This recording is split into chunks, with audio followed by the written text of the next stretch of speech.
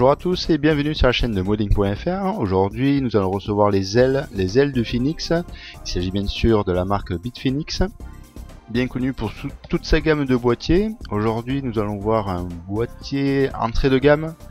Donc un premier prix, on commence par le carton toujours de la couleur carton, fidèle à Bitphoenix, où on retrouve bien sûr le logo en grande place sur la façade, le nom du boîtier ainsi que le site de la marque.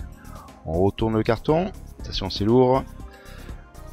Et on retrouve des schémas du boîtier avec ses principaux atouts.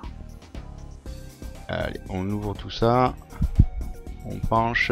Donc le boîtier toujours dans son emballage plastique. Bien entouré, bien encadré par des cales en polystyrène bien épais, histoire de voyager en toute tranquillité. Voyons maintenant de plus près ce boîtier. Donc un boîtier de couleur noire. La façade de plastique, le reste est en acier. On peut le trouver aussi en blanc.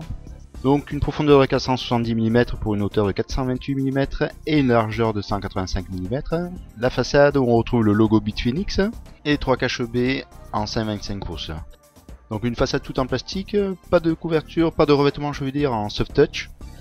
Au niveau de la porte latérale droite, pas de porte vitrée, pas de vitre, d'emplacement de vitre, c'est du tout plein. À l'opposé pareil, bon là c'est un peu plus classique vous me direz. Sur la partie avant de ce côté là on a le front panel qui est plutôt latéral d'ailleurs et en position basse.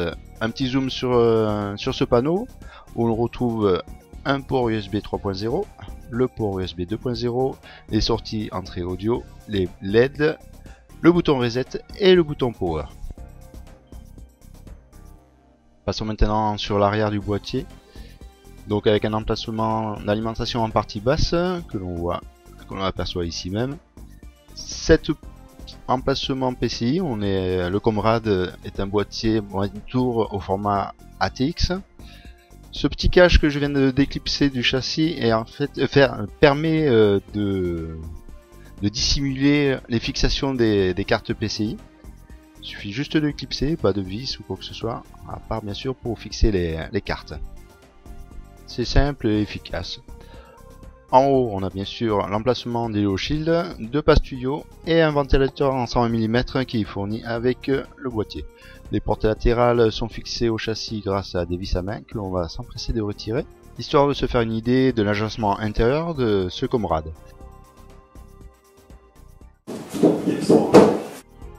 Non, c'est pas l'orage, bon, c'est des plaques latérales assez fines ma foi.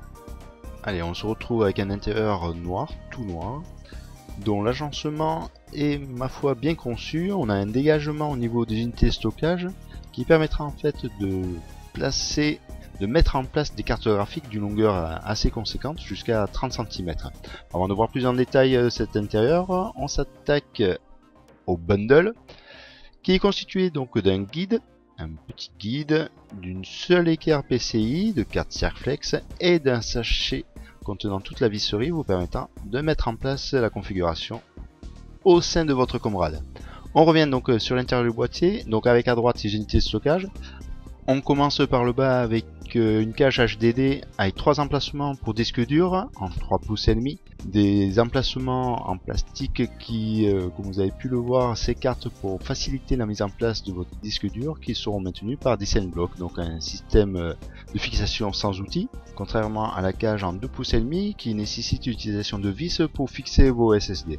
Au niveau de la baie 5,25 pouces, on retrouve un système de fixation sans outils. Très simple, très efficace. Côté plateau carte mère, on a une grande ouverture au niveau de l'alimentation avec 4 autres petites ouvertures permettant le passage des câbles.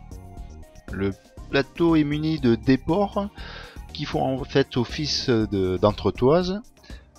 Une ouverture permettant d'avoir accès à l'arrière de la carte mère. On retrouve bien sûr le ventilateur en 120 mm. C'est assez simple mais l'essentiel est là.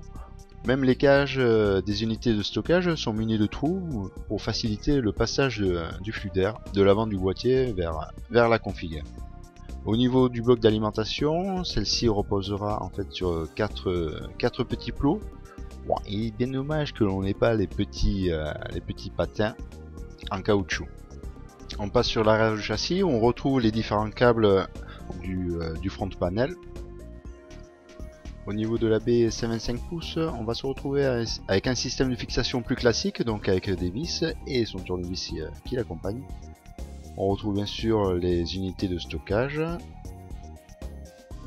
les différentes ouvertures, la grande ouverture permettant l'accès à l'arrière de la carte mère. Pas de point d'ancrage à ce niveau-là, au niveau du plateau, parce qu'en fait, le plateau, il arrive à fleur de la porte latérale, là, comme on peut le voir. Du coup, la fixation des câbles se fera au niveau des petites ouvertures, où il y aura un peu plus de place, du fait du petit enfoncement que je viens de vous montrer. On va passer maintenant sur la façade du boîtier, que l'on va retirer du châssis. Donc avec précaution, histoire de ne pas casser les petits clips qui sont en plastique, je vous le rappelle. Bon, ça se démonte assez facilement quand même. Enfin, oui. Voilà, le plastique. Et la partie métallique.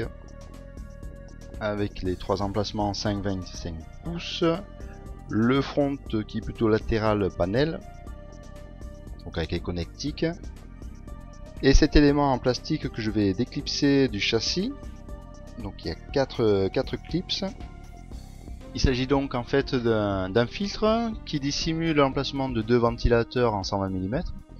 Ces ventilateurs se fixeront directement sur le filtre par les trous que je viens de vous montrer. Voilà, là, les 2 ventilateurs. Et après on remet tout ça en place. Et on se retrouve avec un comrade ventilé par 220 mm en façade. On remet la façade en place et on va passer sur le dessous du boîtier. Là, je bascule. Donc le boîtier est bien sûr muni de 4 pieds en plastique, mais totalement en plastique. Il n'y a pas de patin en caoutchouc pour finir ses pieds. Décidément chez Comrade, sur le Comrade, on n'aime pas le caoutchouc. On a aussi un filtre amovible pour le bloc d'alimentation. Bon, même si le caoutchouc ne fait pas partie des matériaux utilisés sur ce Comrade, il faut avouer que le boîtier est quand même bien conçu. On a un bon aménagement intérieur, tout est là. Le superflu a été mis de côté pour ainsi obtenir un prix plancher. En effet, vous trouverez ce boîtier au prix de 40 €, donc un prix très abordable. Voilà, ça n'est fini pour cette vidéo sur le Comrade de Bitfinex. N'hésitez pas à venir nous voir sur le site et je vous dis à une prochaine fois sur la chaîne de modding.fr. Allez, ciao les loups, merci bien.